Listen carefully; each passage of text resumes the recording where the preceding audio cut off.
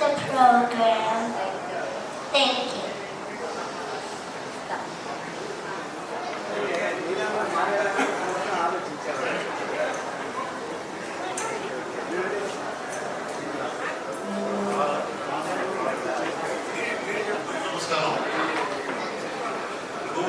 సార్లు MK sir పనిచేశారు. Sir ఇప్పుడు ఎంకే గురించి అందరికీ నమస్కారం. ఈ రోజున మా మిత్రులు వెంకయ్య గారి సంస్మరణ సభ జరుగుతూ ఉంది. నేను ఒక మాటలో చెప్పాలంటే డిపార్ట్మెంట్లో అజాత శత్రువు అనేటువంటిది చాలా కొద్దిమంది మాత్రమే పేరు ఉంటుంది. నేను 1967లో డిపార్ట్మెంట్లో చేరాను.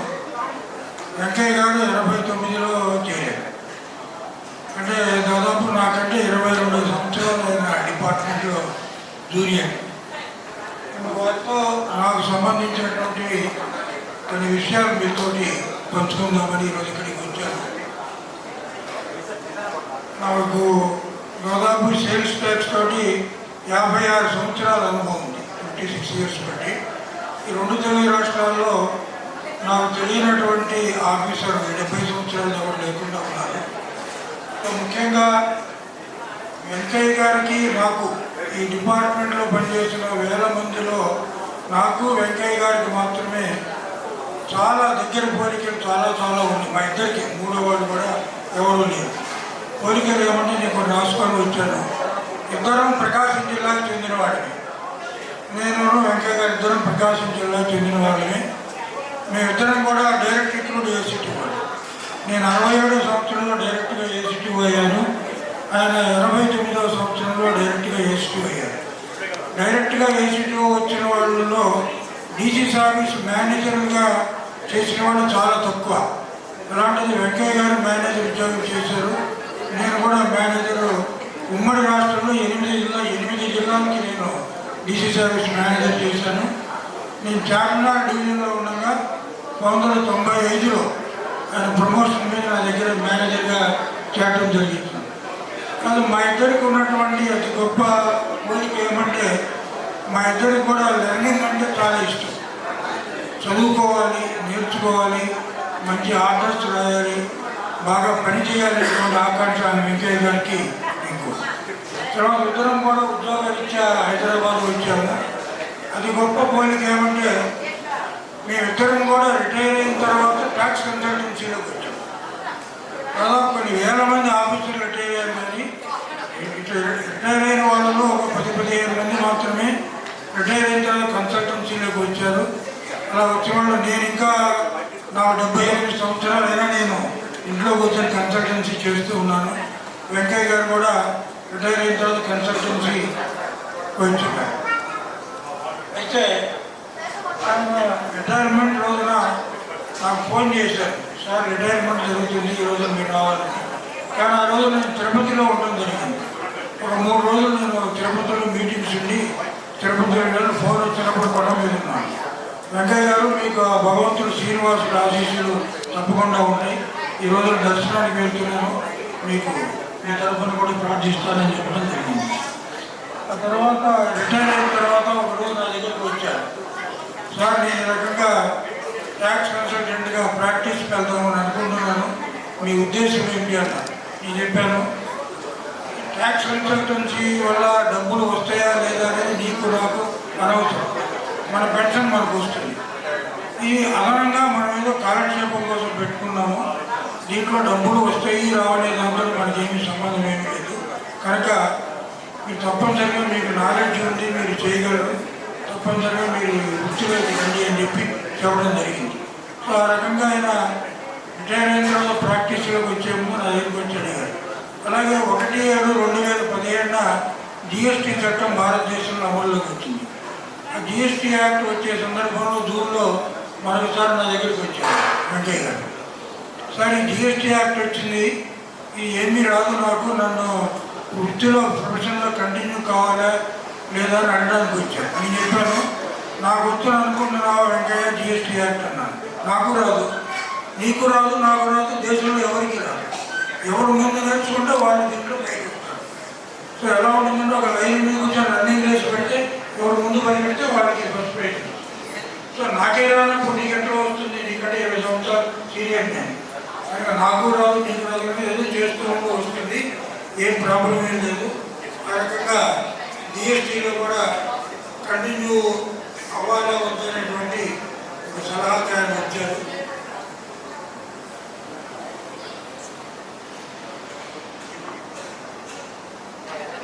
తర్వాత ముఖ్యంగా మా డిపార్ట్మెంట్లో వెంకయ్య గారికి ట్రబుల్ షూటర్ అనేటువంటి పేరు ఉంది. చాలామందికి వాళ్ళ బ్యాచ్ వాళ్ళు చాలామంది వచ్చారు, వాళ్ళకు కూడా తెలియదు. ఎక్కడ ఎలాంటి ప్రాబ్లం వచ్చినా కూడా ఆ ప్రాబ్లం, ఎందుకంటే అస్సలు కోపం లేని మనిషి డిపార్ట్మెంట్లో. పోలీస్ తర్వాత సేల్స్ ట్యాక్స్ వాళ్ళని చెప్పుకోవాలి, ఎందుకంటే ధైర్యంగా జప్తు చేయాలి, వేలం చేయాలి, కొట్లాడాలి, పోట్లాడాలి, అనేక ప్రాబ్లం. పోలీస్ తర్వాత ఎగ్జిక్యూటివ్ జాబ్. కానీ ఒక రకంగా చూస్తే డిపార్ట్మెంట్లో ఆయన మిస్ఫిట్ వెంకయ్య గారు, ఎందుకంటే ఆయన కోపం లేదు. ఇక్కడ ఆఫీసర్స్ కోపం ఉంటారు, కానీ ఎక్కడ ఎలాంటి ప్రాబ్లం వచ్చినా కూడా వెంకయ్య గారిని ట్రబుల్ షూటర్గా మేము పంపించేవాళ్ళం. సో ఉదాహరణకి నేను చార్మినార్ డిప్యూటీ కమిషనర్గా ఉండగా ఆయన ఆఫీస్ మేనేజర్. ఆఫీస్ మేనేజర్ అంటే ఆఫీసులో ఫైల్స్ చూడటము, బయటకు పోవాల్సిన పని లేదు, బయటకు ఎగ్జిక్యూటివ్ వర్క్ చేయకూడదు. కానీ ఆయన చేరిన తర్వాత ఆయనకు ఉన్నటువంటి అపారమైనటువంటి సేల్స్ ట్యాక్స్ నాలెడ్జ్ చూసి ఈయన ఆఫీసులో పనికిరాడు, బయట ఎక్కువగా పనిచేస్తాడని ఆయన ఇంటెలిజెన్స్ వింగ్ అని ఉండేది. నా దగ్గర సత్యనారాయణమూర్తి గారిని అసిస్టెంట్ కమిషనర్ ఇంటెలిజెన్స్ ఉండేవాళ్ళు. ఆయన టీంలో ఈయన్ని పెట్టారు. కంప్లీట్గా ఆయన ఒక్కరోజు కూడా ఆఫీస్ పని చేయకుండా నా దగ్గర ఉన్న వాళ్ళు టోటల్గా ఇంటెలిజెన్స్ వింగ్లోనే పనిచేసి అనేక వందల కేసులు, పన్ను ఎగవేత కేసులు ఎన్నో ఆయన కనుక్కోవడం జరిగింది. అంటే ఆయన ట్రబుల్ షూటర్గా చెప్పడానికి 2-3 ఉదాహరణలు మీకు చెప్తాను. మా చార్మినార్ డివిజన్లో ఒక పెద్ద కంపెనీ ఒకటి ఉండేది. ఆ కంపెనీ ఎండీ గారు అప్పుడు హోమ్ మినిస్టర్ మాధవరెడ్డి గారి క్లాస్మేట్. హోమ్ మినిస్టర్ మాధవరెడ్డి గారు ఉండేవారు, ఆయన క్లాస్మేట్ కంపెనీ ఎండీ. ఆయన చాలా కాలంగా బాకీ ఉన్నారు, కొన్ని లక్షలు బాకీ ఉంటే ఆయన సిటిఓ సుభద్ర గారు అని ఉండేది. ఆయన ఎన్నిసార్లు పోయినా కూడా మాధవరెడ్డి గారు హోమ్ మినిస్టర్ పేరు చెప్పి ఆయన కట్టకుండా ఏదో డిలే చేస్తూ ఉండేవారు. అప్పుడు సుభద్ర గారు అడిగితే వెంకయ్య గారి నుంచి పంపించాను. వెంకయ్య గారు ఈ రకంగా ఆయన ఏదో బాధ పెడుతున్నాడంటే ఆయన సంబంధం లేదు, మా ఆఫీస్ మేనేజర్. ఆయన వెళ్ళి 2-3 రోజులు ఆయన దగ్గర కూర్చొని ఒక 4 రోజులు 2 నెలల్లో మొత్తం బాకీ అంతా వసూలు చేశాడు. ఆయన వెళ్ళేవాడు, ఛాయ్ తాగేవాడు, బిస్కెట్ తినేవాడు, 4 మాటలు చెప్పేవాడు. అంటే ఒక ట్రబుల్ షూటర్, ఎలాంటి నొప్పి కలగకుండా ఆ రకంగా చేసేవాడు. తర్వాత జై కామేశ్వర్ గారిని ఇప్పుడు కూడా మెడిసిన్ కమిషనర్ స్టిల్ సర్వీస్లో ఉన్నారు. జై కామేశ్వర్ గారు ఆమె బేగం బజార్ సీట్లోగా ఉన్నప్పుడు ఒక ఆయిల్స్ దుకాణంలోకి వెళ్తే ఆ దుకాణంలో ఉన్న డీలర్ ఆమె మీద తిరగబడ్డాడు. తిరగబడి చాలా గొడవ అవుతుంటే ఆమె ఫోన్ చేశారు. అప్పుడు వెంకయ్య గారు ఆఫీస్లో చూడు బాబు, మన జై కామేశ్వరికి ఇబ్బంది ఉందంటే అక్కడికి వెళ్ళి ఆ ప్రాబ్లం చాలా సీరియస్ ప్రాబ్లం అయింది, అది ఆయన కూడా షార్ట్ చేసుకుని వచ్చారు. తర్వాత అతి ముఖ్యమైనది, నేను హ్యాబిట్స్ డిప్యూటీ కమిషనర్గా ఉండగా 96లో రేవతి రోహిణి గారు నా దగ్గర అసిస్టెంట్ కమిషనర్ ఇంటెలిజెన్స్ ఉండేది. ఆమె ఒక దుకాణానికి ఒక కంపెనీకి ఇన్స్పెక్షన్ పోతే సర్దార్జీ కంపెనీ, ఆమె లోపల పెట్టి తాళం వేసేసారు. ఆమెని స్టాఫ్ని లోపల పెట్టి తాళం వేసేసారు. ఆమె ఫార్చునేట్లీ ఆ రూమ్లో ఒక ల్యాండ్ లైన్ ఫోన్ ఉంది, ఆమె నాకు ఫోన్ చేసింది.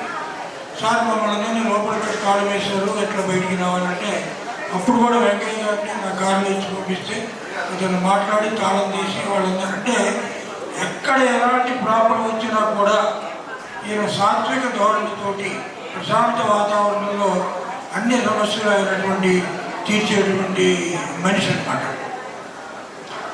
తర్వాత చార్మినార్లో నా దగ్గర మేనేజర్గా చేరినప్పుడే మీరేదో వ్యక్తిగతంగా కుటుంబ పరంగా మీకు చాలా విషయాలు తెలుసుంటాయి.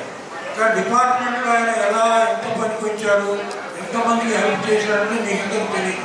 ముఖ్యంగా కుటుంబ సభ్యులకి చేయాల్సినటువంటి అవసరం ఉంది. ఆయన 95లో నేను చార్మినార్ డిప్యూటీ కమిషనర్ ఉండగా మేనేజర్గా చేరిన తర్వాత రోజు రూమ్లోకి వచ్చాను. సార్ ఇక్కడ ఒక రూమ్ అవుతుంది మన ఆఫీసులో, ఆ రూమ్ ఒక 10-15 సంవత్సరాల నుండి ఎవరు తెరవట్లేదు. దాంట్లో ఏముందో ఏమి మనకి తెలియకుండా ఉంది.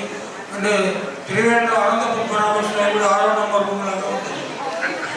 దాంట్లో ఏముందో తెలియదు. అంటే సరే ఓకే, నేను కూడా వెళ్ళి చూస్తే చింతలో తుప్పు పట్టిపోయింది. సరే ఒక స్విచ్ తీసుకొచ్చి ఒక తాళం పట్టి ఒక పంచనామా చేసాం. ప్రొసీజర్ ఉంటుంది మాకు. ఈ రకంగా 2 గంటలకు ఇంత 20 సంవత్సరాలు మా ఆఫీసులోనే తాళం కట్టి చూస్తే లోపలంతా భయంకరమైన బూజు పట్టి ఉంది.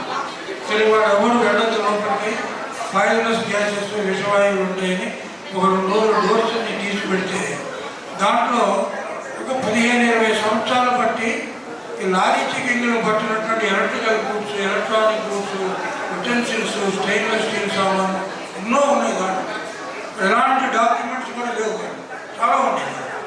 అప్పుడు కమిషనర్ గారికి ఒక లెటర్ రాసి, అయ్యా మాకు పెద్ద హాల్లో దాదాపు ఒక 870 హాల్ ఉంటుంది, చాలా ఉంది, కాగితాలు ఏమి లేవు, ఇవన్నీ మాకు బహిరంగ ఆప్షన్ వేయడానికి ఒక పర్మిషన్ ఇవ్వండి అని పర్మిషన్ తీసుకొని వెంకయ్య గారు సొంతంగా కూర్చొని మొత్తం ఆప్షన్ కండక్ట్ చేసి 95లో 76,000 రూపాయలు వసూలు చేశారు ఆయన. ఆ రోజుల్లో 76,000 మీరు ఆలోచించారు. ఆ తర్వాత కమిషనర్ హరిహరన్ గారిని ఆయన చీఫ్ సెక్రటరీ చేసి రిటైర్ అయ్యారు. సార్ ఎదురు మా ఆఫీసులో వెంకయ్య గారు ఉన్నారు, 20 సంవత్సరాల బట్టి ఓపెన్ చేయనటువంటి రూమ్ని డోర్ని ఓపెన్ చేసి గవర్నమెంట్ 76,000 చేశారంటే ఓసారి ఆయన పిలవండి, నేను చూస్తాను, I will see that fellow అన్నాడు. ఇంట్లోకి మాట్లాడతాను. సరే వెంకయ్య గారిని వెరీ రేర్ ఆపర్చునిటీ, వీళ్ళు అడగండి, హరిహరన్ గారిని కలవటం అంటే ఇంపాసిబుల్ థింగ్. సో తీసుకొని వెంకయ్య గారు తీసుకొని, సార్ డీసీటీఓ మేనేజర్ ఆయన వెరీ హ్యాపీ, ఈ కంగ్రాచులేటెడ్ వెంకయ్య గారు. అంటే ఇలా చెప్పుకుంటూ పోతే నా అనుభవంలో ఎన్నో ఉన్నాయి ఆయన చేసినటువంటి మంచి పనులు. అంటే నేను ఒక డిపార్ట్మెంట్ వాడిగా ఆయన డిపార్ట్మెంట్లో చేసినటువంటి ఇప్పుడు ఈ సందర్భాల్లో కూడా ఆయనకి కోపం లేదు, చాలా ప్రశాంతంగా ఉండేవాళ్ళు అవుతుంది. ఆయన దగ్గర ఉన్నటువంటి అత్యంత గొప్ప విషయం ఏమంటే ఇది గ్రేట్ లిజనర్. సామాన్యంగా మనం చెప్పడం మొదలు పెట్టం, కానీ ఎదురువాడు మాట్లాడుతూ మొదలు పెట్టాం. బట్ ఈ నెవర్ ఇంట్రెస్ట్, ఈ never obstruct other person from speaking. చాలా గ్రేట్ లిజనర్. ఆ లిజనింగ్ వల్ల ఆయనకి చాలా సక్సెస్ అయ్యాడు. అలా నాకు ఎన్నో అనుభవాలు, ఎన్నో గొప్ప గొప్ప అనుభవాలు. ఎందుకంటే వీళ్ళందరికీ తెలుసు, మొదటి వీళ్ళందరికీ కూడా బాగా పనిచేస్తున్నాడు, బాగా తెలివితేటలున్నవాడు అంటే నా డిపార్ట్మెంట్లో చాలా లైక్ చేస్తాను. నా కుటుంబ సభ్యుడి కంటే కూడా నేను ఎక్కువగా చూసుకుంటాను అలాంటి వెంకయ్య గారు. తర్వాత ఒకసారి ఏదో మాట్లాడుతూ ఆయన ఎంతమంది పిల్లలు అంటే నాకు 3 ఆడపిల్లలు, సన్స్ లేరు అని అన్నారు. సన్ ఎందుకు అయ్యారు, ఆడపిల్లలు కాదు కదా, సన్ ఎందుకు అన్నారు. కానీ ఆయన కూడా నేను చెప్పాను ఆ రోజునే. తర్వాత ఒక 2 సార్లు వచ్చినా పూర్తి చేసేవాడు. వెంకయ్య నీకు ఒక మాట చెప్తున్నాను, మన వివాహంలో, హిందూ వివాహాల్లో ఒక మంత్రం అవుతుంది, కన్యాదానం చేస్తున్నాను అంటే దీనికి ఒక కథ అవుతుంది. 2 minutes ముగిస్తే పర్వాలేదా అంటే జస్ట్ 2-3 minutes. ధృతరాష్ట్రుడికి గాంధారికి 100 మంది పుత్రులు. 100 మంది పుత్రులు అయిన తర్వాత గాంధారి ఒకరోజు వేదవ్యాసుల వారు కలిసి, అయ్యా స్వామి నాకు ఒక ఆడపిల్ల కావాలి అని అడిగారు. నీకు ఎందుకమ్మా 100 మంది ఉన్నారు కదా, వాళ్ళే చాలా ఎక్కువ, ఆడపిల్ల నీకెందుకు అంటే, లేదు నాకు ఆడపిల్ల కావాలి అంటే సరే అదేదో దీవించాడు. ఆమెకి దిశగా అనేటువంటి ఆడపిల్ల పుట్టింది. అంటే పుట్టము ఎందుకు నీకు కావాలని ఇన్సిస్ట్ చేస్తే కదా నేను చెప్పుకున్నాను. అప్పుడు ఆమె చెప్పింది, ఎవరు ధృతరాష్ట్రుడి భార్య గాంధారి వేదవ్యాసుడికి, పుత్రుడు ఒకడున్నా 100 మంది ఉన్నా కూడా పున్నామ నరకాగ్రాయతే పుత్ర, పూ అనేటువంటి పేరు గల నరకాల నుంచి మాత్రమే కాపాడుతాడు పుత్రుడు. వాడి వల్ల రెండో ఉపయోగం లేదు. అలాగే కొడుకులు ఉన్న వాళ్ళు ఎవరు బాధపడాల్సిన పని లేదు. అంతే, కొడుకులు ఉండలేని వాడు కూడా ఉపయోగం ఉంది. పున్నామ నరకాగ్రాయతే పుత్ర, పూ అనేటువంటి నరకాల నుంచి త్రాయితే కాపాడేవాడు పుత్రుడు. కానీ ఆడపిల్ల వల్ల ఉపయోగం ఏమిటి అంటే ఇది కథ. గాంధారి వేదవ్యాసుడు కన్యాదానం చేసినప్పుడు హిందూ వివాహాల్లో ఒక మంత్రం చెప్తారు. దశపూర్వేషాం దశాపరేషాం మద్వంశానాం మద్మాతృవంశానాం శాశ్వత సత్యలోక నిత్య నివాస సిద్ధ్యర్థం సాలంకృత కన్యాదానం అహంకరిష్యే అని మంత్రం చెప్తారు. తల్లి నా వంశము నా మాతృవంశంలో అటు 10 తరాలు ఇటు 10 తరాలు శాశ్వతంగా సత్యలోకంలో నిత్య నివాసం ఉండేట్టుగా ఆ పుణ్యం స్వీకరించాలని చెప్పి ఈ కన్యాదానం చేస్తున్నాను. పురుషుడు పుత్రుల వల్ల ఒకటే ఎక్కువ అనే రాదు, కానీ ఆడపిల్ల పుట్టి కన్యాదానం చేయడం వల్ల దశపూర్వేషాం దశాపరేషాం మద్వంశానాం మాతృవంశానాం శాశ్వత సత్యలోక నిత్య నివాస ప్రాప్త్యర్థం సాలంకృత కన్యాదానం అంకరించి. మీరు ట్రాక్టర్ వాడడం కనుక ట్రాక్టర్ కన్యాదానం సాయంత్రం చెప్పి యూరోపియన్ చాలా గొప్ప ఎకనామిక్స్ ఆయన చెప్పాడు. Nothing is certain in this world, nothing is certain in this world except death and time. మానవ జీవితంలో రెండో సత్యం పండుగ బాగా మెల్లిమెల్లిగా మర్చిపోవడానికి ప్రయత్నం చేస్తూ ఇలాంటి మహాత్ముడు మహానుభావుడు అజాత శత్రువైనటువంటి వెంకయ్య గారిని నిత్యం మనం స్మరించుకుంటూ వారి కుటుంబ సభ్యులుగా భగవంతుడు ధైర్యం ఇచ్చి వాళ్ళందరినీ కూడా గొప్పగా ఆచరించాలని ప్రార్థిస్తూ మీ అందరికీ కూడా నమస్కారం. వెంకయ్య గారు ఈ శ్రద్ధాంజలి ఘటించేందుకు మనం అందరం కూడా ఒక నిమిషం నుంచి శ్రద్ధాంజలి ఘటించాం.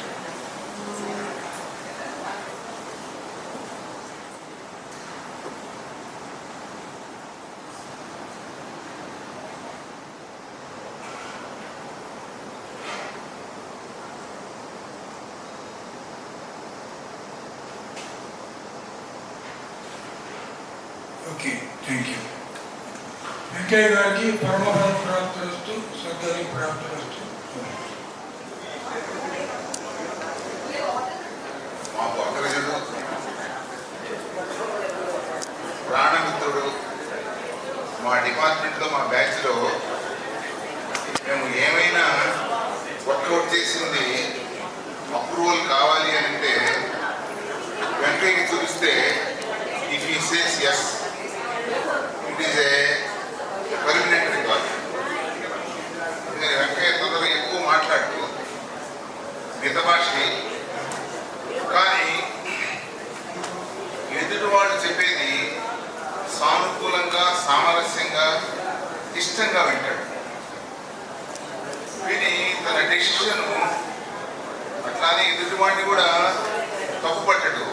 కరెక్ట్గా అయితే ఇది ఉంటుంది అని చెప్పి చాలా మందితోటి అన్యోన్యంగా చాలా మంచిగా తన కర్తవ్య నిర్వహణలో ఎటువంటి తప్పులు లేకుండా ఎటువంటి రిమార్క్ లేకుండా ఇన్ని సంవత్సరాలు ఉద్యోగం చేశాడంటే వాళ్ళ ఇంట్లో మా సిస్టర్ వాళ్ళ వైఫ్ సహకారం అనండి, వాళ్ళ పిల్లలనండి, అటు సైడ్ నుంచి ఆ కోఆపరేషన్ ఉండబట్టే is able to discharge his duties proper.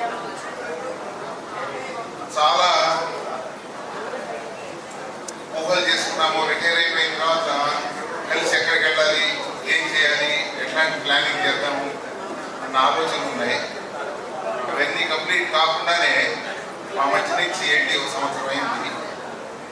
ఇప్పటికీ తన మెసేజ్లు చూస్తే కానీ వాట్సాప్లో చూస్తే కానీ నిన్న మొన్న మాట్లాడామా వెంకన్నతోటి అన్న ఆలోచన ఉన్నది. అతని ఆత్మకి శాంతి చేకూరాలని మనసారా కోరుకుంటున్నాను.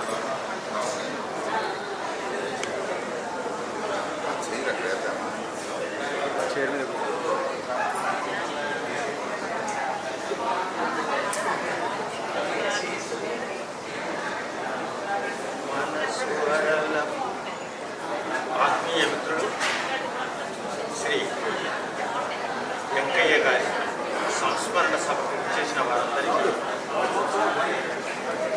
శ్రీ వెంకయ్య గారి సంస్మరణ సభకు ఇచ్చేసిన వారందరికీ వందనం. కీర్తిశేషుడు శ్రీ వెంకయ్య గారి ఆత్మకు ఆ అంతర్యాన్ని సంపూర్ణ శాంతిని కైవల్యాన్ని ప్రసాదించాలని మనస్ఫూర్తిగా ఆ భగవంతుని ప్రార్థిస్తున్నాను. మనసు అరల పొరలో దాగిన మౌన రాగ జ్ఞాపకాలు. మనసు అరల పొరలో దాగిన మౌన రాగ జ్ఞాపకాలు మళ్ళీ గుబికొస్తున్నాయి, మననానికొస్తున్నాయి, మననానికొస్తున్నాయి.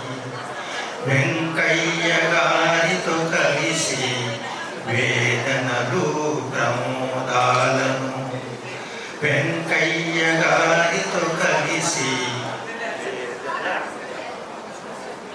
వేదనలు ప్రమోద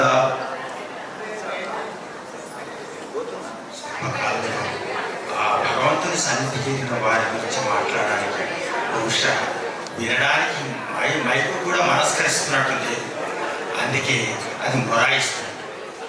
ఏమైనా వారి గురించి మాట్లాడక తప్పదు. వెంకయ్య గారితో కలిసి వేదనలు ప్రమోదాలను పంచుకున్న అనుభవాలు మరల మరల మరల మరల మననానికొస్తున్నాయి, మళ్ళీ ఉబికొస్తున్నాయి, మననానికొస్తున్నాయి. ఎన్ని జ్ఞాపకాలు, ఎన్ని అనుభవాల సరితులు, ఎన్ని అనుభూతుల స్రవంతులు. ఆయన మాకందరికి పెద్దన్నయ్య. వెంకయ్య గారు మాకందరికీ ఒక అయ్య స్థానంలో ఉన్న అయ్య వెంకయ్య. వారు ఇంత అర్థాంతరంగా వెళ్ళిపోతారని ఎవరైనా ఊహించారు? ఉదయించడం అంటే వెలుగై విస్తరించడమే. ఉదయించడం అంటే వెలుగై విస్తరించడమే.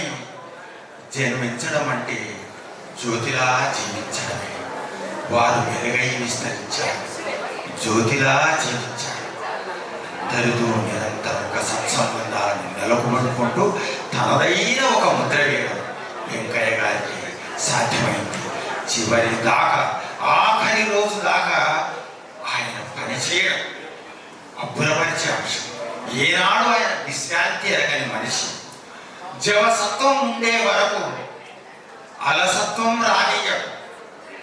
జవసత్వం ఉండే వరకు అలసత్వం రానీయకు. మేను పడక వేసిన మనసు నడక ఆపకు అన్నట్టుగా ఆయన మనసు ఎప్పుడూ ఆగలేదు, ఎప్పుడూ పడక వేయలేదు. ఆయన మేను పడక వేయలేదు, మనసు పడక వేయలేదు. అది నిరంతరం ఆఖరి క్షణం దాకా అలా అలా అలా కొనసాగుతూనే వచ్చింది. అది వెంకయ్య గారి గొప్పతనంగా చెప్పడం. మరణం అనేది ఎవరికైనా సహజం. వెంకయ్య గారికే కాదు, ఎవరైనా వెళ్ళాల్సింది. మహారాజుకైనా మనోవేదన తప్పదు, మహారాజుకైనా మనోవేదన తప్పదు, మహాయోగికైనా మరణం తప్పదు. అది వెంకయ్య గారి విషయంలో ఉన్నది కూడా. కాకపోతే వెంకయ్య గారి గొప్పతనం ఏంటంటే మనుషుల్లో రెండు రకాలు ఉంటారు. రెండు రకాల వ్యక్తిత్వాలు, స్వభావాలు, మూర్తిమత్వాలు ఉంటాయి. మనిషి జీవించిన మరణించేవాడు మూర్తిశేషుడు. మనిషి జీవించిన మరణించేవాడు మూర్తిశేషుడు. మరణించిన జీవించేవాడు కీర్తిశేషుడు. వెంకయ్య గారు మూర్తిశేషుడు కాదు, కీర్తిశేషుడు. చాలామంది వాడు బతికే ఉంటారు, కానీ జీవోత్సవాల్లా ఉంటారు. వారి పక్కింటి వారికి తెలియదు, వారి డిపార్ట్మెంట్లో వారి ఎలాంటి వాడు తెలియదు. వెంకయ్య గారు అలాంటి వాడు కాదు. ఆయన ఒక కారణజన్ముని పద్ధతిలో తన యొక్క కార్యాచరణ ప్రణాళికను కొనసాగించి చివరి దాకా తన పాదముద్రల్ని అటు డిపార్ట్మెంట్లో, ఇటు తన ఆత్మీయులు, స్నేహితులు, శ్రేయోభిలాషులు అందరిపైన ఒక ముద్ర వేసి వెళ్ళినటువంటి ఒక వ్యక్తి వెంకయ్య గారు. నాకు అనుకోని అవాంతరాలు, ఇబ్బందులు ఎదురైనప్పుడు వెంకయ్య గారు చేసినటువంటి సహాయాన్ని నేను జీవితంలో మర్చిపోలేను. వారు ఒక మాట చెప్పి, మీకేం ఇబ్బంది లేదు, నేనున్నాను, నేను డ్రాఫ్టింగ్ చేస్తాను, మనం ఒకసారి హైకోర్టులో కూడా నాకు చాలా పెద్ద సమస్య వచ్చినప్పుడు వారు వెనకాల ఉండి ఒక వెన్నెముకలా నిలబడి వారు చేసినటువంటి సహాయం అనేది హైకోర్టు నుంచి నన్ను నిజంగా కాపాడించవచ్చు. అంతటి ఒక త్యాగశీలత, ఇతరులకు ఒక సమయం ఇచ్చేటటువంటి ఒక అపూర్వమైనటువంటి గుణం మన వెంకయ్య గారిలో చూస్తూ ఉంటాం. వెంకయ్య గారిలో ఇంకోటి ఏంటంటే, ఎవరొచ్చినా ఇంతకుముందే సుబ్బారావు గారు అన్నారు, వారి కోపం లేని దీపం. కోపం అన్నది అసలే చూడం. నిజానికి ఒక మాట జ్ఞాపకానికి వస్తుంది. ఒక వ్యక్తి నది దాటుతూ ఉన్నాడు. నది దాటుతూ ఉంటే, నది మామూలుగా 40 వరకు నీళ్లు ఉన్నాయట. అతడు నది అవతలికి అవడి ఒడ్డు చేరాలని పెడుతూ ఉంటే ఆ నదిలో ఒక తేలు పడిపోయింది. ఆ పడవలో ఎక్కడి నుంచో ఆ తేలు నీళ్ళల్లో కనిపిస్తే అది ఇలా ఇలా గిలగిలా కొట్టుకుంటుంది. దానికి ప్రాణభయం. అది కొట్టుకుంటుంటే ఇతను చూసి వెంటనే అతను తన చేతుల్లోకి ఆ తేలును తీసుకున్నాడు. తీసుకునేసరికి అది పైకి వచ్చేసరికి అది ఏమైంది, నీళ్ళ నుంచి ఈయన అరచేతిలోకి వచ్చేసింది. ఇతను నదిలో ఉన్నాడు. అప్పుడు ఆ తేలి ఏం చేసిందో తెలుసా, ఈయన అరచేతిని కుట్టింది. అరచేతిని కుట్టేసరికి అయ్యో అని చెప్పేసి ఆ నొప్పికి తాళలేక అతను తేలునికి వదిలాడు నీళ్ళలో. వెంటనే అది మళ్ళీ గిలగిలా కొట్టుకోవడం ప్రారంభించింది. కొట్టుకునేసరికి మళ్ళీ ఆ మనిషి ఏం చేశాడు తెలుసా, మళ్ళీ అరచేయి పెట్టి ఆ తేరును పైకి లేపాడు. ఇలా జరుగుతూనే ఉంది. అతని తేరును పైకి తీసుకోవడం, అది అతని చేతులను కుట్టడం అలా జరుగుతూనే ఉంటే ఆ వ్యక్తి వెనక ఉండే ఇంకొక వ్యక్తి చూసి, అసలు మనిషా మీరు పిచ్చివాడు, ఇన్నిసార్లు తేలు కుడుతూ ఉంటే కూడా మీరు దాన్ని నలిపి పారేయడమైనా చేయాలి, దాని మానాన దాన్ని వదిలిపెట్టడమైనా చేయాలి, నీళ్ళలో వదిలిపెట్టక పదే పదే ఆ తేలును కాపాడి సంరక్షించే ప్రయత్నం ఎందుకు చేస్తున్నారు అంటే, ఆ మనిషి ఇచ్చిన సమాధానం ఏంటో తెలుసా, కుట్టడం తేలుకుండే స్వభావం, అది దాని ధర్మం. కాపాడడం మానవుడిగా, మానవత్వం ఉన్న వ్యక్తిగా నా స్వభావం. కాబట్టి దాన్ని కాపాడుకుంటాను. వెంకయ్య గారి స్వభావం తనను నమ్ముకున్న వాళ్ళని, తనను దగ్గరికి వచ్చిన వాళ్ళని కాపాడుకునేటటువంటి స్వభావం వెంకయ్య గారి దగ్గర పుష్కలంగా మనకు కనిపిస్తూ వస్తుంది. ఆయన ఎవ్వరు వచ్చినా కాదనే మనిషి కాదు.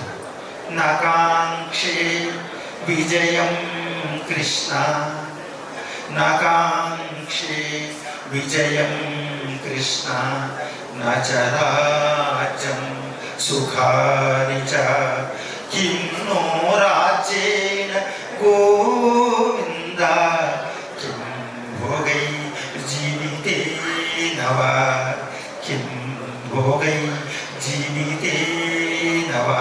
ఇది పొందేది ఏంటి అంటే, తన దగ్గరకు వచ్చినప్పుడు శ్రీకృష్ణ అతని యొక్క కర్తవ్యాన్ని గుర్తు చేశాడు, అతనికి సహాయం చేశాడు.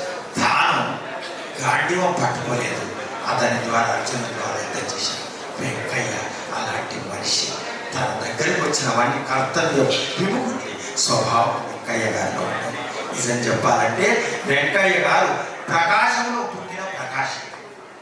వారు ప్రకాశం లాంటి మనిషి.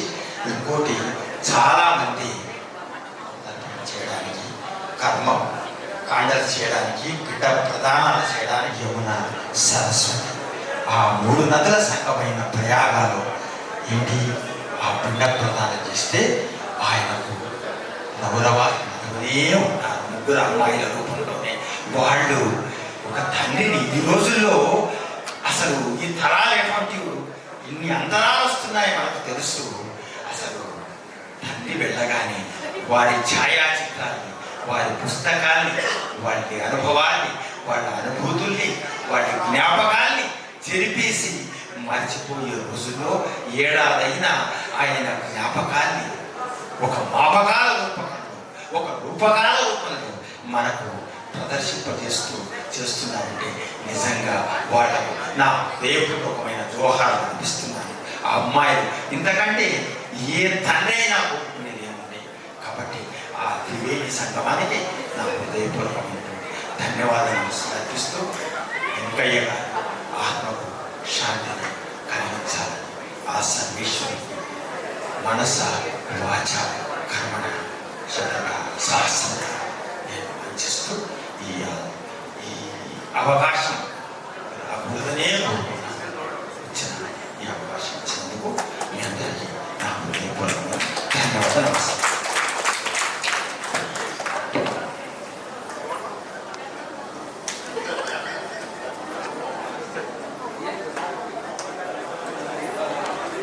ఈరోజు బియ్యంలో అంతకంటే ముఖ్యంగా స్నేహితుడు కూడా ఆయన సంస్మరణ దినోత్సవం చేసుకుంటారు. సాధారణంగా సంస్కరణ సభ అంటే ఆయన జీవితంలో చేసినటువంటి మంచి పనులు, అది సంఘానికి కానీ లేదు కుటుంబానికి కానీ, తరువాత ఆయన జీవించిన విధానం ఎంత మంచిదో దాన్ని మళ్ళీ స్మరించుకుంటూ ఆ ఆశయాన్ని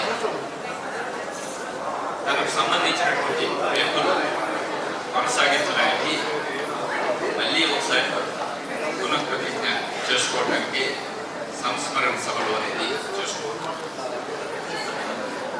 ఆ క్రమంలోనే వెంకయ్యరెడ్డి గారు ప్రతిముఖించి ఇప్పటి సంవత్సరం అయినా మాకైతే ఇప్పటికీ అసలు ఆయన మాత్రమే ఉన్నాడేమో అని అనిపిస్తుంది. ఎందుకంటే కోడలు ఇంటికి పోయినప్పుడు కానీ మా ఇంట్లో కానీ ఆయన ఫోటోలు ఉంటాయి. ఫోటోలు చూసినప్పుడంతా కూడా ఇప్పుడు ఉన్నాడు కదా, ఊర్లోనే ఉన్నాడు కదా అని అనిపిస్తుంది.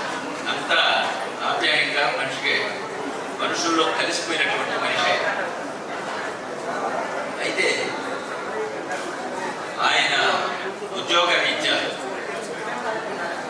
ఎంత కమిటెడ్గా ఉద్యోగం చేశాడో, ఎంత హానెస్ట్గా పనిచేశాడో,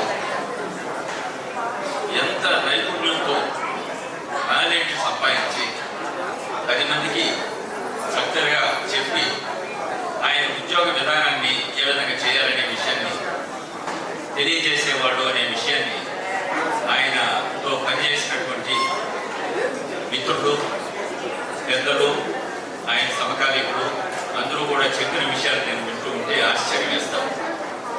నిజంగా ఈ రోజుల్లో ఉద్యోగులు అంత నిబద్ధతతో నిష్ఠతో పనిచేస్తారని కూడా అనిపిస్తుంది. వాస్తవానికి నేను కూడా కొన్ని సందర్భాల్లో ఆయన్ని వాళ్ళ డిపార్ట్మెంట్ వ్యవహారాలు మాట్లాడేవాడు. అటువంటిప్పుడు ఆయన చెప్పే విషయము, ఆ విషయ పరిజ్ఞానం, రెండోది విధానం, ఈ రెండు కూడా నిజంగా చాలా గొప్పగా అనిపించేది. అసలు కేసులు తీసుకు చేయాలన్నా కూడా నేను అడ్వకేట్ని. ఆయన 1-2 కేసుల విషయాల్లో జనరల్గా డిస్కస్ చేసినప్పుడు ఆయన ఇచ్చేటటువంటి ఇన్పుట్ ఇది advocate how best it is, దాన్ని ఎంత నైపుణ్యంగా కోర్టును కూడా ప్రదర్శించడంలో నేను చాలా సంతోషించాను. ఆయన బ్యాట్ వచ్చినప్పుడు కానీ, తరువాత జిఎస్టీ వచ్చినప్పుడు కానీ, వచ్చిన వెంటనే మరుసటి రోజుల్లోనే ఆయన తరువుగా ఆ సబ్జెక్ట్ మీద ఉండేవాడు. కాబట్టి ఆ మిత్రులందరూ చెప్తూ ఉంటే నిజంగా కూడా చాలా సంతోషం వేసింది. అంత గొప్ప వ్యక్తి మా బియ్యంకుడు గారు కూడా సంతోషించేవాడు. తరువాత వ్యక్తిగతంగా కూడా ఆయన గురించి మనం ఎక్కువ చెప్పాల్సిన కూడా అవసరం లేదు. ఎందుకంటే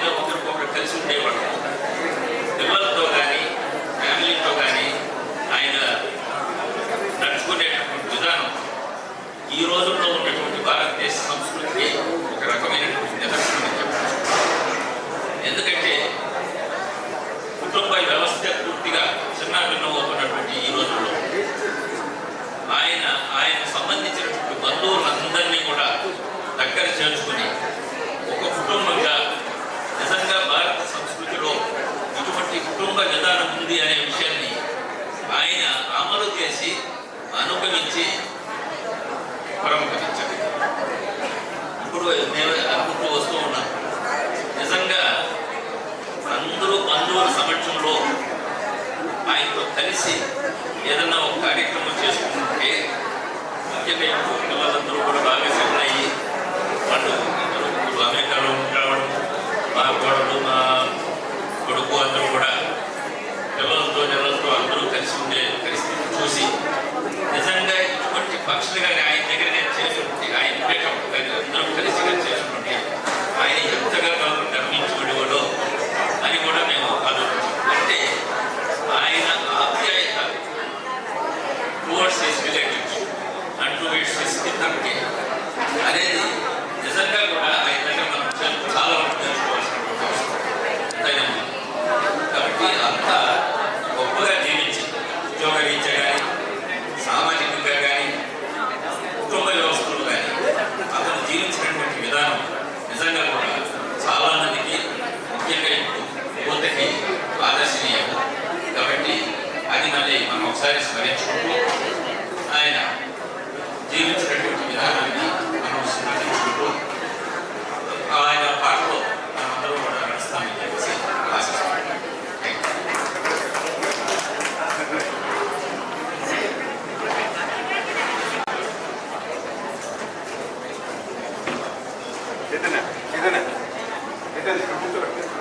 నేను మా బ్యాచ్మేట్ అయినప్పటికీ కూడా వయసులో మాకంటే కాస్త పెద్దవాడు. అందుకని ఆయనలో పెద్దరికం ఉండేది. మేము చదరచంద్రగా ఉండేవాళ్ళం, ఆయన మాత్రం చాలా పెద్దరికం ఉండేది. అందుకే మాకు ఎప్పుడు బ్యాచ్మేట్ అయినప్పటికీ ఎప్పుడు ఒక పెద్దన్నలాగే భావించేవాడిని. పెద్దలాగే మాకేదో మంచి సలహాలు ఇచ్చేవాడు. మంచి ఎప్పుడు మాకు ఒక పెద్ద దిక్కుగా ఉండేవాడు. మా బ్యాచ్ చాలా పెద్ద బ్యాచ్, మాకు ఒక 70-80 మెంబర్స్ బ్యాచ్ అది త్రూ అవుట్ ద స్టేట్. కానీ ఇప్పుడు కూడా మాకు ఏ అడ్వైస్ కావాలన్నా ఏం కావాలన్నా మాకు చాలా చాలా ఒక పెద్ద దిక్కుగా ఆయన ఉందాం అనేది ఇప్పుడు మిస్ అవుతున్నాం. ఆయన మాకంటే ముందే రిటైర్ అయినా కూడా డిపార్ట్మెంట్తో ఆయన మాతో ఆ కనెక్షన్ ఉండేది. ఆ కనెక్షన్తో ఆయన మళ్ళీ కన్సల్టెంట్గా కూడా మాతో రెగ్యులర్గా టచ్లో ఉండేవాడు. రిటైర్ అయిన తర్వాత మాకు రిటైర్ అయితే అనిపిస్తుంది. మాతో ఎప్పుడు తర్వాత మాతో ఎప్పుడైనా టూర్లకు వచ్చిన వ్యక్తులు చాలా సరదాగా బాగా కలిసిపోయారు. మిస్ అవుతున్నాం. ఆయనకి నాకు ఒక కనెక్షన్ ఏంటంటే ఆయనకి 3 ఆడపిల్లలు, నాకు కూడా 3 ఆడపిల్లలు. సో మా ఇద్దరికి అది ఒక కనెక్షన్. సో మాకంటే కాస్త వయసులో పెద్దవాడైనా ఆ పెద్దరికం ఉండేది. అలాగే మాతో కూడా చాలా సరదాగా మేము వెళ్ళినప్పుడు చాలా సరదాగా కలిసిపోయాడు. Really missing him. But I'm happy ఈ ఫంక్షన్ ఇలా గ్రాండ్గా సెలబ్రేట్ చేసుకున్నందుకు వాళ్ళ అమ్మాయిలకి నేను ప్రత్యేకంగా అభినందనలు చెప్తున్నాను. వాళ్ళు చాలా బాగా వాళ్ళ బాధని ఈ రకంగా గుర్తు చేసుకోవడం నిజంగా గ్రేట్ థింగ్. నిజంగా I'm really proud of them. So ఈ అకేషన్లో కలిసి మళ్ళీ ఆయన కూతురు గుర్తు చేసుకున్నందుకు I'm really happy. Thank you.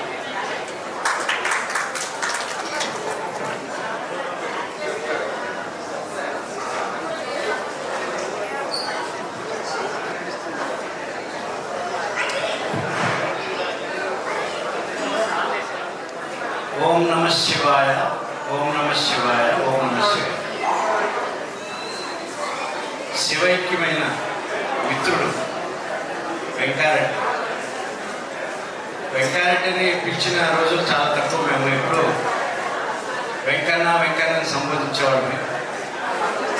అదే మేమందరం ఒకేసారి రిక్రూట్ అయ్యాము. రిక్రూట్ మా బ్యాచ్లో వెంకన్న అందరికీ అన్నలాగానే మాకు ఉండేవాడు. ఉద్యోగపరం అంతా కలిసే ప్రయాణించాము. ఎంత ప్రయాణించినప్పటికీ వెంకన్న ఈరోజు మా మధ్యలో లేడు అని అంటే ఆ అనుభూతి కలగట్లేదు. కారణం ఏంటంటే ఆ చనిపోయిన రోజు కూడా చూస్తే నిద్రపోతున్నట్టే ఉన్నాడు, కానీ మా నుంచి మిస్ అవుతున్నాడని మాత్రం మాకు అనుభూతి కాగలేదు. ఈ రోజు కూడా మాకు మా మధ్యలోనే ఉన్నాడనే అనుభూతి. కారణం ఏంటంటే నిన్న 4 days బ్యాక్ వాళ్ళ అమ్మాయికి ఫోన్ చేసింది. వెంకన్న ఫోన్ నెంబర్ నుంచే చేసింది. అరే వెంకన్న ఇప్పుడు ఎందుకు ఫోన్ చేశాను, ఫోన్ తీసుకొని హలో అంకుల్ అని అంటే ఓహో లేడు కదా అని అప్పుడు అనిపించింది తప్ప ఏదో కలవట్లేదు, మధ్యలో దూరంగానే ఉన్నాం అనుకున్నాం. కానీ ఈరోజు కూడా మా మధ్యలోనే మీరు ఫోటో చూడండి, మనిషి ఉన్నాడనే అనుభూతి కలుగుతుంది. ఫోటో చూస్తే లేడు అనేది అనిపించట్లేదు. కాబట్టి ఈరోజు కూడా వెంకన్న మన మధ్యలోనే ఉన్నాడని, మమ్మల్ని అందరినీ ఇక్కడ కలిసి ఉన్నాడని చెప్పి ఆ అనుభూతిలో ఉన్నాము. ఎలా అనుభూతిలో ఉండాలని అనుకుంటున్నాము. ఎందుకంటే ఉద్యోగం పర్వంలో మొట్టమొదటి మా బ్యాచ్లో రిటైర్ అయింది వెంకన్నే. మేమిద్దరమై ఒకే ప్రాంతాల నుంచి వచ్చాం కాబట్టి మా యాస భాష ఒకలాగే ఉంటుంది. ఎప్పుడు కూడా అబ్బాయి ఇలా రా అని పిలిచేవాడు.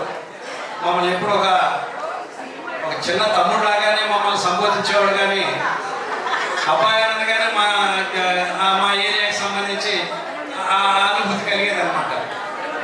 అందుకని వెంకన్న వెంకన్న అని అందరినీ బ్యాచ్లో అందరినీ ఒక గౌరవభావంగానే ఉండేది.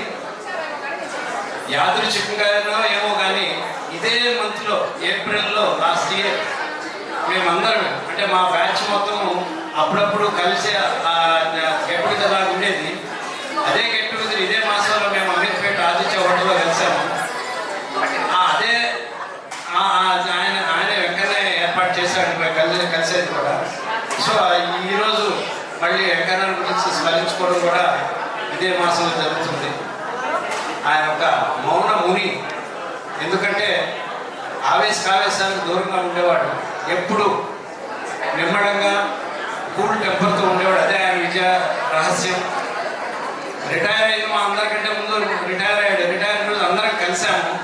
కలిసినప్పుడు ఏం చేయాలా తర్వాత ఇంతమంది మా అందరం ఉద్యోగం చేస్తున్నావు ఒకటే ఎలాగా కన్నా అంటే అందరం కలిసి మాట్లాడుకున్నప్పుడు నువ్వు ఒక కన్సల్టెన్సీ ఓపెన్ చెయ్యి, ఆ కన్సల్టెన్సీ మాతో నువ్వు కూడా ఉద్యోగం ఉన్నట్టుంటుందని నేను అనుకున్నాం. ఆ అనుకోవడంతోనే తడువుగా సరే ఇప్పుడు రిటైర్ అయినాక కన్సల్టెన్సీ పెట్టి డబ్బు సంపాదిస్తామో లేదు కానీ ఖర్చు పెట్టడం ఎట్లాగా, అది ఖర్చు పెట్టడం సముచితం కాదు కదా అనుకుంటే అప్పుడు నేనేం చేశానంటే నా వైఫ్కి ఆమె అడ్వకేట్ ఆఫీస్ ఉండేది. ఆ ఆఫీస్లో 2 రూములు డబ్బులు ఖర్చు పెట్టి ఇస్తున్నాక 2 రూములు ఆయనకి ఇచ్చి 2 రూములు ఆమె ఉంచుకొని అక్కడే మా ఇంటి దగ్గర ఉండేది ఆఫీస్ కూడా. అక్కడే 3 సంవత్సరాల పాటు దాదాపు అక్కడి నుంచే ప్రాక్టీస్ చేశాడు. రోజు ఆఫీస్కి వెళ్ళేటప్పుడు ఏమైనా ఎలా ఉన్నాను పర్మిస్తూ వెళ్ళేవాళ్ళని. ఆ రిటైర్ అయిన తర్వాత కూడా రోజు వెంకన్న ఎలా ఉన్నాం పరీక్షించుకునే ఆప్యాయంగా ఉండేది.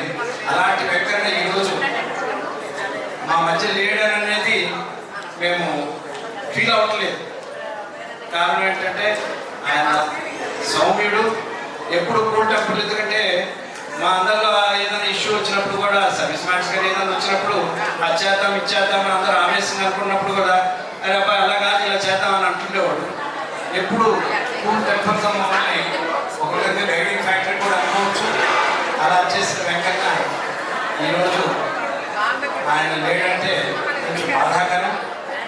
ఆయన అందరం కలిసి స్మరించుకోవడం అనేది ఆనందంగా ఉంది. ఇలా ప్రతి సంవత్సరం ఎందుకంటే ఆయన లేడనే అనుభూతి కలగట్లేదు కాబట్టి అప్పుడప్పుడు వెంకన్న గుర్తు చేసుకొని స్మరించుకోవడం మాకెంతో మా బ్యాచ్ మీట్ జరిగినప్పుడల్లా మేము గుర్తు చేసుకుంటూ ఉంటాం. అలాంటి వెంకన్నకి ఆత్మశాంతి కలగాలని. ఓం శాంతి శాంతి శాంతి. Thank you.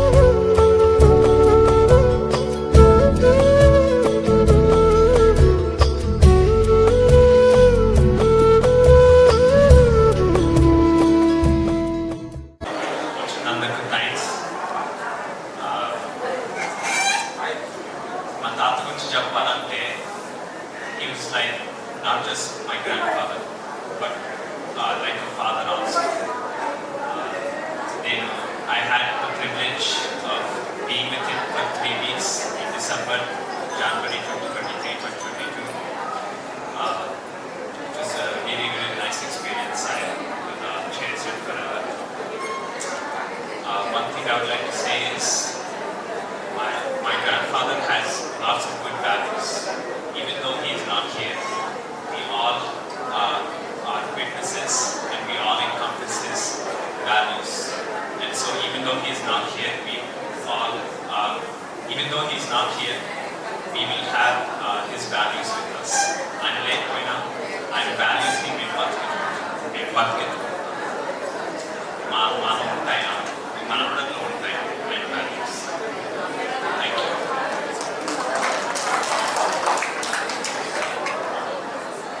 అందరికీ నమస్కారం.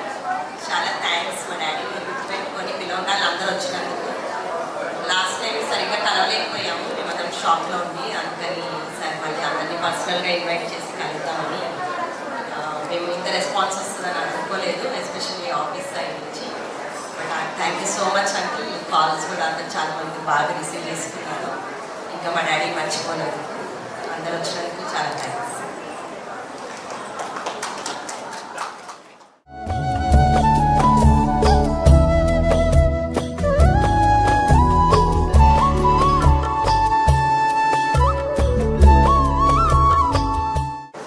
ఆల్రెడీ మామయ్య గురించి అందరూ చెప్పేశారు, మళ్ళీ నేను స్పెషల్గా చెప్పగలిగింది. ఓన్లీ థింగ్ ఏంటంటే అది లాస్ట్ ఇయర్తో కంపేర్ చేస్తే బాధ అయితే తగ్గింది కానీ లోటు తీరలేదు. ఇంకా మాకు ఆయన గుర్తున్నారు, ప్రతి చేసే పనిలో ఇంకా గుర్తు పెట్టుకుని ఆయన్ని తలుచుకునే పని చేసుకుంటాం. సో థ్యాంక్స్ ఎవరి పక్కన. మా నాన్నగారిని గుర్తు చేసుకుంటూ మీ అందరూ ఇక్కడ వచ్చినందుకు చాలా థ్యాంక్స్ అండి. లాస్ట్ టైం ఆల్రెడీ నాన్నగారి గురించి చెప్పాము. కాకపోతే ఈ 1 yearలో మాకు ఏదైనా షాప్కి వెళ్ళినప్పుడు జనరల్ నాన్నగారు లేకపోతే ఏదైనా కొనడానికి వెళ్ళే చాలా తక్కువ. మేము ఏదైనా నాన్నగారిని అడిగి వెళ్ళేవాళ్ళం అనమాట. ఏ షాప్కి వెళ్ళాలి, ఆ షాప్లో ఏదైనా కొనాలంటే ఎక్కడికి వెళ్ళి కొనాలి, ప్రతిదీ నాన్నగారితో వెళ్ళేవాళ్ళం. అదొకటి. గవర్నమెంట్ ఆఫీసెస్లో ఏ పని ఉన్నా కూడా నాన్నగారు లేకుండా ఎప్పుడు వెళ్ళింది లేదన్నమాట. అలాంటిది ఎప్పుడన్నా ఇలా వెళ్ళినప్పుడు చాలా బాధగా అనిపిస్తుంది. ఈ 1 year మేబీ మీకు సంతోషంగా కనిపించవచ్చు, బట్ లోపల ఆయన లేని లోటు అయితే ఇంకా ఉంది. అది ఎవరు తీర్చలేని లోటు. కాకపోతే ఆయన ప్రతి క్షణం గుర్తు తెచ్చుకుంటూ ఉంటాము. మేము చేసే ప్రతి పనిలో ఆయన కనిపిస్తూ ఉంటారు. ఆయన పాపం చనిపోయే ముందు మా పాప బర్త్డే చాలా గ్రాండ్గా చేయాలని చాలాసార్లు అడిగారు అనమాట. పాప 10th class అని, అప్పుడు వద్దని చెప్పేసి నెక్స్ట్ ఇయర్ చేద్దాం, స్వీట్ 16 కదా అనుకున్నాం. మీకు ఇప్పుడు అనిపిస్తుంది అంటే ఆయన ఎందుకు అలా బలంగా అడిగారు నాకు తెలియదు అనుకున్నాను. బట్ తర్వాత అనిపించింది ఏదైనా అడిగినప్పుడు వెంటనే మనం ఓకే అనాలి పెద్దవాళ్ళు అనేది నాకు అప్పుడు అనిపించింది అనమాట. కాకపోతే వన్ గుడ్ థింగ్ ఇస్ మా హస్బెండ్ ఇండియాలో ఉందామని డిసైడ్ అయ్యారు. చాలాసార్లు నేను అనుకుంటే అది యూఎస్లో ఉంటే బాగుంటుంది అని. బట్ ఇండియాలో ఉండడం మాత్రం చాలా కరెక్ట్ డెసిషన్ అని చెప్పేసి we had very good memories. పిల్లల బర్త్డేస్ కానీ ప్రతిదానికి వచ్చేవాళ్ళు అనమాట. సో ఆ మెమరీస్ అనేది వీ మేడ్ మోర్. సో ఆ మెమరీస్తో ఇంకా మేము ఉంటాము. So no one can replace those memories. చాలా థ్యాంక్స్ అండి ఇక్కడ అందరూ వచ్చినందుకు. పేరు పేరున అందరికీ చాలా థ్యాంక్స్ చెప్తున్నాను.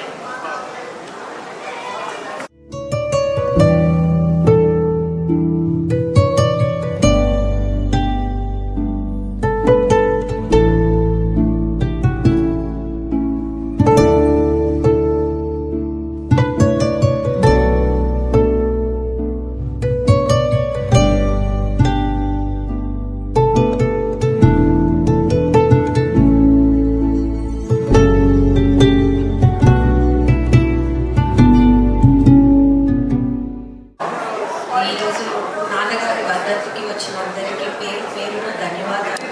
చాలా సంతోషంగా ఉంది.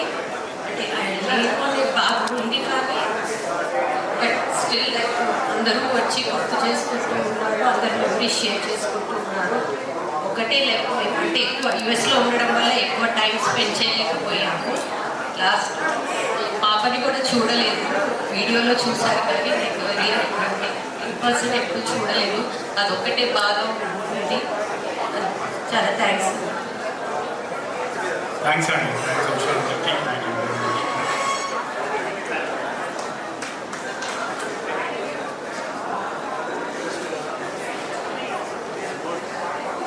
So it's easy to put.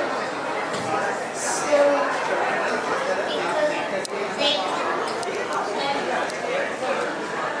we could thank everyone for supporting our grandfather. Thank you.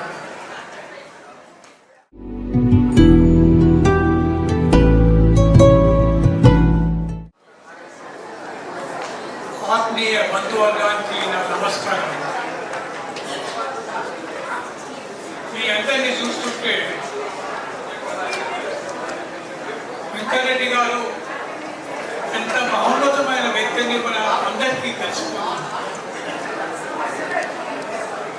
Venkaiah గారితో వెంకరెడ్డి గారితో నాకు 15 రోజుల పరిచయంలో ఆయన వ్యక్తిత్వాన్ని, ఆయన నియమాన్ని, నిబద్ధతను చూసిన తర్వాత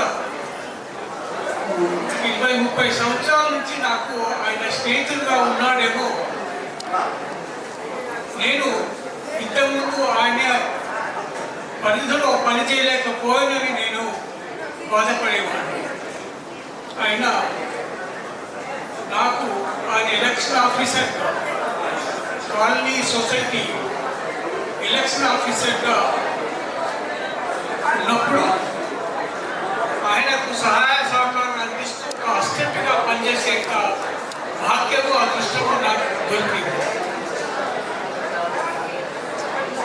ఆయనే ఎలక్షన్ నిర్వహించడంలో ఉప్పల్ మండలంలో చరిత్ర సృష్టించాడు. బహుశా జనరల్ ఎలక్షన్లో కూడా అంత నియమ నిబద్ధతతో మన ఎలక్షన్ జరగటం లేదని నేను అనుకుంటాను. కానీ ఇక్కడ మాత్రం పోలీస్ రిపోర్ట్ కానీ ఇంటెలిజెన్స్ రిపోర్ట్ చూస్తే నిజంగా ఆయన రాజ్యాంగం ప్రకారం మా ఎలక్షన్ని కండక్ట్ చేసి ఒక చరిత్ర సృష్టించాడు. దానికి మూల కారణంలో ఆయన యొక్క క్యారెక్టర్, ప్రవర్తన, నియమావళి, ఆయన ప్రిన్సిపల్స్ కూడా is a symbol of human excellence. మామూలు వ్యక్తి కాదు, ఈ was symbol of human excellence. ఆయన డిపార్ట్మెంట్లో పనిచేసినా కూడా ఆయన సబార్డినేట్స్, ఆయన ఆఫీసర్స్ అందరూ వెంకరెడ్డి గురించి నాకు ప్రస్తావిస్తున్నారు. నేను ప్రొఫెసర్గా ఇంగ్లీష్లో రిటైర్ అయ్యాను, ఓపెన్ యూనివర్సిటీలో రిజిస్ట్రార్గా రిటైర్ అయ్యాను. కానీ ఆయనకు అనుభవంతో నాకు అనుభవం చూసి చాలా నేర్చుకోవాలని ఆయన శిష్యులతో చేయాలని దుర్శవశాత్తు నాకు ఆ బాధ్యత లేదు. కానీ ఆయన ఆత్మీయులుగా చేసుకునేందుకుగా నా అంతరాల్లో నా హృదయంలో ప్రసంగించాల్సి వస్తుంది. దాదాపు 10 రోజుల నుంచి డాక్టర్స్ మెసేజ్లు పరంపరలు పంపుతూనే ఉన్నారు అందరికీ సోషల్ మీడియాలో. మా నాన్నగారి సంవత్సరానికి రండి, మమ్మల్ని ఆశీర్వదించండి అని పంపుతూనే ఉన్నారు. So like the father, so the daughters. మన నాన్నగారు నిదర్శనంగా మనం నిలబడి దాన్ని అమలు చేస్తున్నారు. నిజంగా వారికి కృతజ్ఞతలు, వారికి జోహార్. అమ్మగారి సంగతి చూస్తే అమ్మగారికి ఉన్న ధైర్యం నిజంగా చాలా కొనియాడదగింది. ఆమెకున్న నిబద్ధత వల్ల బహుశా ఏమాత్రము లోటుపాట్లు లేకుండా ఆయన లేకపోయినా బహుశా సంతోషాలు ఉండాలని ఆమె సుప్రభుత్వంతో వెల్ఫేర్ అసోసియేషన్ తరఫున నేను ముఖ్య సలహాదారులు ఒకరిని కాబట్టి నేను నాకు అవకాశం ఇచ్చాను కాబట్టి మీ అందరికీ నేను అభినందన తెలుపుతూ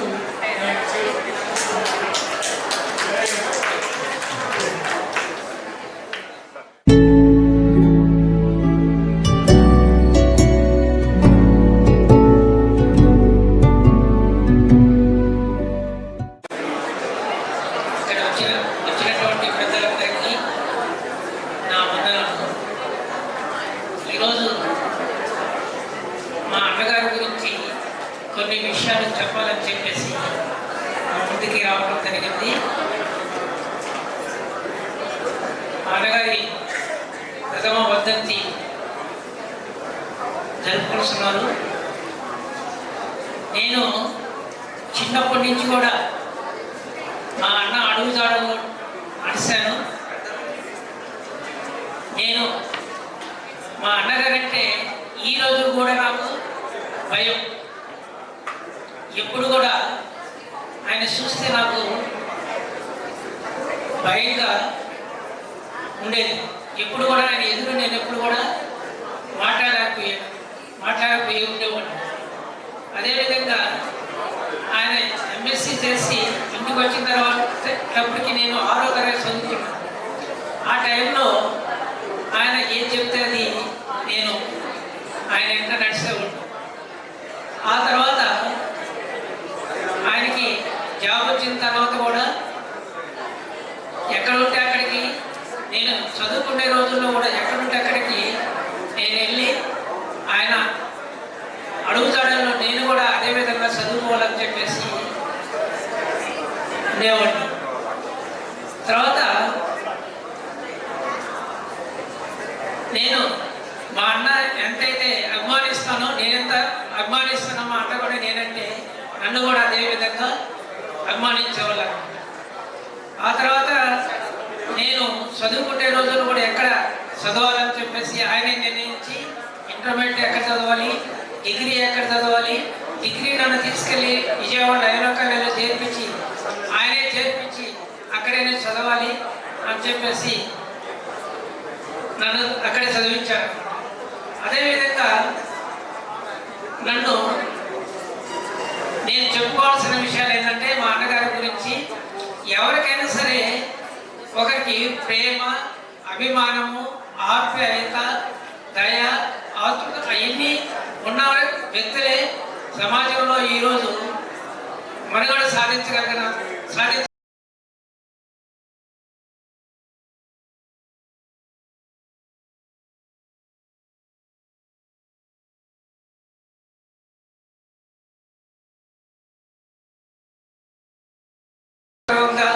చెప్పుకుంటున్నాను. నేను నా ఆరోగ్యం బాగాలేక నాకు కిడ్నీ ప్రాబ్లమ్స్ వచ్చినప్పుడు మా అన్న ప్రతి హాస్పిటల్ కూడా తీసుకెళ్ళి డాక్టర్స్ దగ్గరికి, చాలామంది దగ్గరికి తీసుకెళ్ళడం జరిగింది. తీసుకెళ్ళి ఆయన ఎక్కడైతే ఏ హాస్పిటల్లో అడగనే దాదాపు 5-6 హాస్పిటల్కి తీసుకెళ్ళి నన్ను ఎట్లా చేయాలని చెప్పేసి, ఎట్లా ఏ విధంగా అని చెప్పేసి ఆయన చూడటం కూడా జరిగింది. ప్రతిసారి కూడా అక్కడికి మాకు గుంటూరు డిస్టిక్ నగరికలు అక్కడికి వచ్చినప్పుడు కూడా ప్రతి విషయంలో కూడా నన్ను ఎక్కడికంటే అక్కడికి తీసుకెళ్ళి ఆయన చేసేవారు. అదేవిధంగా ఒకరోజు ఒక మ్యారేజ్ విషయంలో నగరికలు రావడం జరిగింది. ఆ రోజు నా పరిస్థితి బాగాలేకపోతే ఆయన తీసుకెళ్ళి నేను చూపిస్తాను, నీకేమి ఇబ్బంది లేదని చెప్పడం జరిగింది. అదే రోజు సుప్రజ వాళ్ళకి సంబంధించినటువంటి ఒక మేడం గారు, డాక్టర్ గారు వాళ్ళ మదరు వాళ్ళ ఇంటి దగ్గర ఉంది. బాబాయ్ నీకేమీ ప్రాబ్లమే లేదు, నేను ఆమె చెప్తాను, మీ విషయంలో అన్నీ ఆమె చూసుకుంటుంది. అది కోవిడ్ టైం 4 years బ్యాక్ అనమాట. ఆ టైంలో కూడా మా సుప్రజ బాబాయ్ నేనున్నా కదా, నేను ఆమె చెప్తాను, ఆమెని తీసుకెళ్ళి వాళ్ళ సన్ కూడా కిడ్నీ డాక్టర్, ఆయన మీకు అన్నీ కూడా చేసి మీకు ఏమీ ఇబ్బంది లేకుండా చేస్తారని చెప్పేసి చెప్పడం జరిగింది. నేను విజయవాడ వెళ్ళి ఆ డాక్టర్ గారిని కలవడం జరిగింది. కోవిడ్ టైంలో ఇటువంటి ఈ కిడ్నీ మార్పులు చేసే పరిస్థితి కూడా లేదు అని చెప్పేసి చెప్పడం జరిగింది.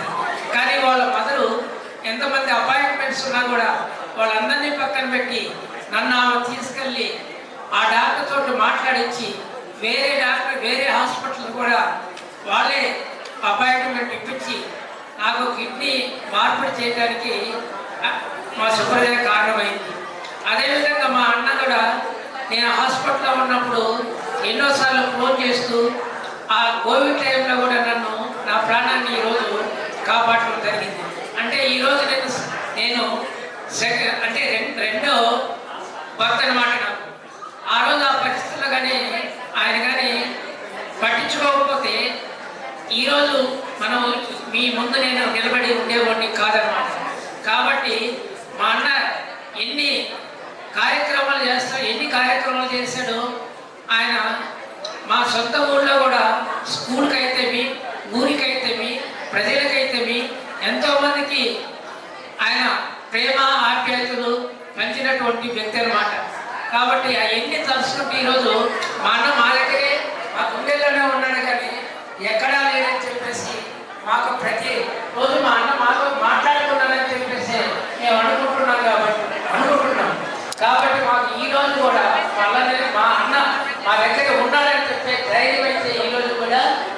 ఇదన్నమాట. ఈరోజు మళ్ళా మీ అందరి ముందు నేను మాట్లాడుతున్నానంటే ఆయన ఇచ్చినటువంటి ధైర్యమే, ఆయన ఇచ్చినటువంటి ప్రేమే, ఆయన ఇచ్చినటువంటి అభిమానమే. మీ అందరూ కూడా చాలా వరకు ఇక్కడికి వచ్చిన వాళ్ళందరూ కూడా నాకు చాలా మంది ఆయన ద్వారా తెలిసిన వాళ్ళు ఉన్నారు. కానీ నేను పరిస్థితి లేకపోవచ్చు, కానీ ఆయన ద్వారా మీ అందరూ కూడా నేను ఈరోజు కూడా అందరికీ నాకు పరిచయాలు ఉన్నాయి. కాబట్టి మా అన్న ఆత్మ శాంతించాలని చెప్పేసి మా అన్నకి నేను లోటు మా వదిలి గారు ఆమె కూడా నా తల్లిలాగానే ఎప్పుడు అయ్యా ఏంటయ్యా బాగున్నావా, ఎట్లా ఉన్నావా, ఏమని చెప్పేసి ప్రతిదాన్ని కూడా పలకరిస్తూ మమ్మల్ని ఉన్నత స్థితికి మా పిల్లల్ని కూడా ఇక్కడే చదువుకున్నారు, మా పిల్లలు ఇక్కడే ఉద్యోగాలు చేస్తున్నారు.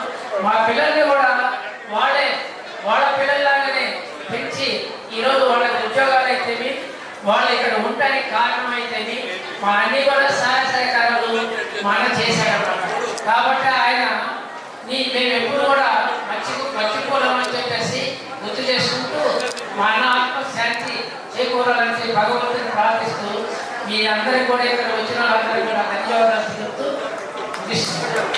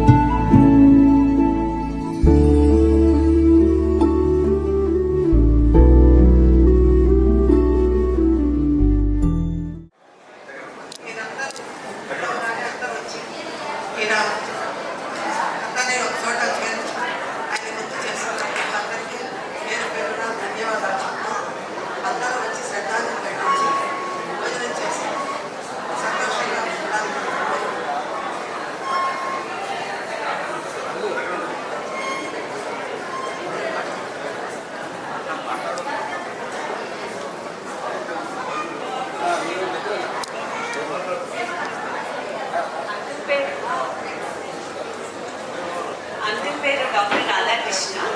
మేము ఉండే దగ్గర మా నేబర్స్ అనమాట. ఒక పాట పాడతారు. నేను వృత్తిరీత్యా డాక్టర్ని, ప్రవృత్తిరీత్యా గాయకుడిని. చిన్నప్పుడు జైపూరి రాశాడు ఈ పాట. శంకర్ జయకిషన్ మ్యూజిక్ అండ్ పాడింది ముఖేష్. రాజ్ కపూర్ చాలా ఫేమస్ పాట ఇది.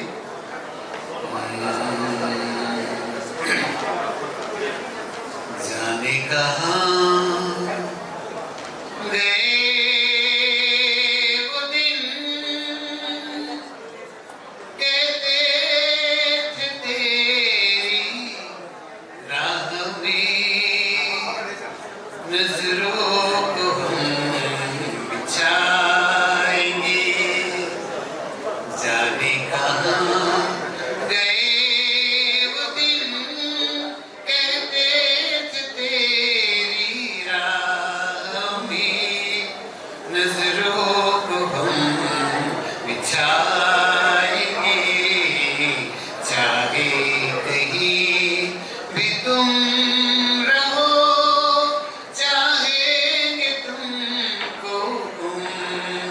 Hey